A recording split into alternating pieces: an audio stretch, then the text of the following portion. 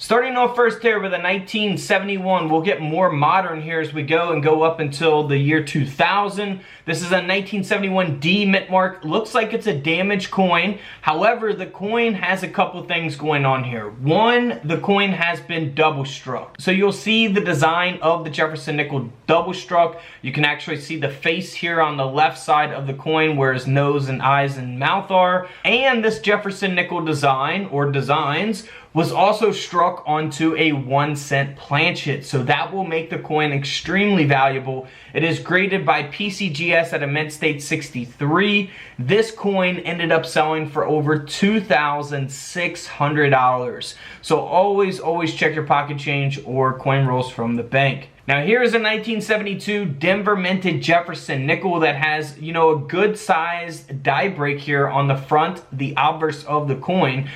So we also refer to these as cuds. You'll see them around the rim of the coin. You'll see that they're at the top of this coin. Some could take up a large portion of the coin. Some could be a lot smaller than this. But this one is a really nice cud, and that's why this coin sold for over $90 US.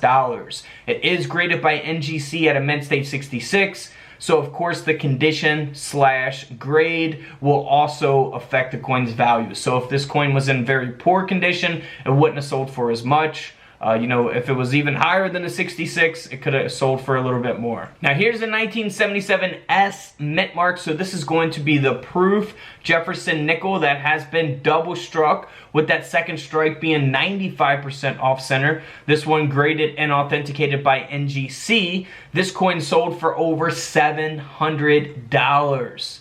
Can you believe that? 700 bucks. Now here is a 1977 Jefferson nickel. You know, this one is a very awesome mint error as well. Very valuable coin here. As we can see here on this coin, you'll see both the Roosevelt dime design along with the Jefferson nickel design. And that's because it was a Jefferson nickel design struck onto a 1977 10-cent coin. So this coin, graded by NGC, ended up selling for over $2,800 because of that mint error. Now here's a 1979 D mint mark that has a deep obverse die cap. So there's all kinds of different cap dies out there you can look for on pennies, nickels, you know, all kinds of different coins, not just the 1979 Jefferson nickel.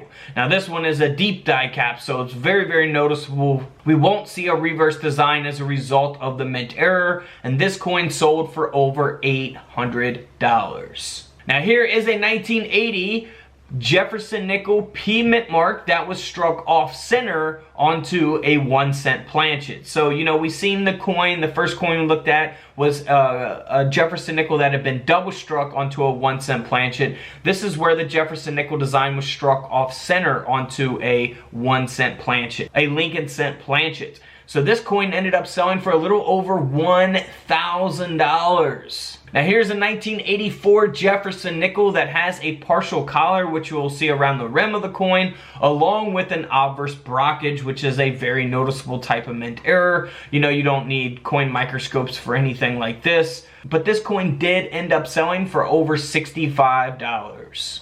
Not too bad for that one, really.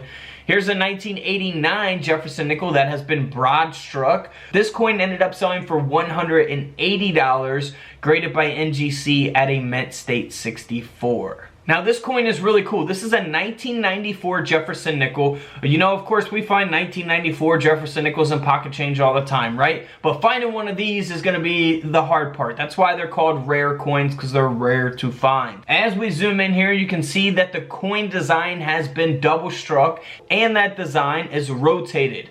So that is a very awesome mint error there. Love double strikes like these. We'll see that again both on the obverse and the reverse of this Jefferson nickel. This coin, graded by PCGS, sold for over $480. Now here's a 1999 Jefferson nickel that has been broad struck, graded by NGC at a mint state 64. This coin ended up selling for a little over $60. So, you know, not thousands, but still it's a $60 nickel. Now here's a 1999 Jefferson nickel that has been double struck with 2 obverse indents. So very large indents here on the front, the obverse of the coin. You can also see as we zoom in there that design double struck, and then here on the reverse you'll see that as well. Of course not the indents, but the double strike. So this coin ended up selling for over $285. Now here's a very nice mint error as well. This coin has been triple struck with an indent as well. Man, that is just a very unique type of mint error there. This coin, graded by Annex at a mint state 62, ended up selling for over $560. Can't beat that. Here's another coin graded by Annex at a mint state 65. It is the 1999 P mint mark Jefferson nickel that has not only been broad struck, but it has that major indent there on the obverse of the coin. This coin ended up selling for a little over $80. So again, nothing extremely valuable, but an $80 nickel. Now here is a 1999 Jefferson nickel. It's a D mint mark that has been struck onto a 1999 Lincoln cent. So we've seen the Jefferson nickel that was struck onto the Lincoln cent planchets. They were blank planchets.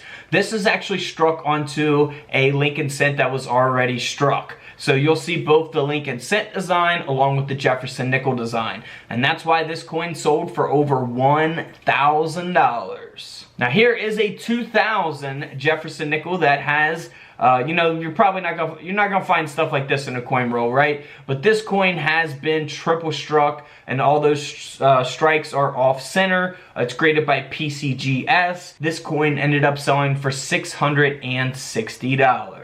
Feel free to check out my other coin videos here on the channel, especially if you guys miss any videos. You know, we're showing you guys pennies to look for and other different types of errors that are not as noticeable as these. Alright guys, don't forget to subscribe in the middle, check out the videos to the left of me, and until tomorrow, I'll see you guys in the comment section below. This is Cuds Collectibles, and this is where I disappear.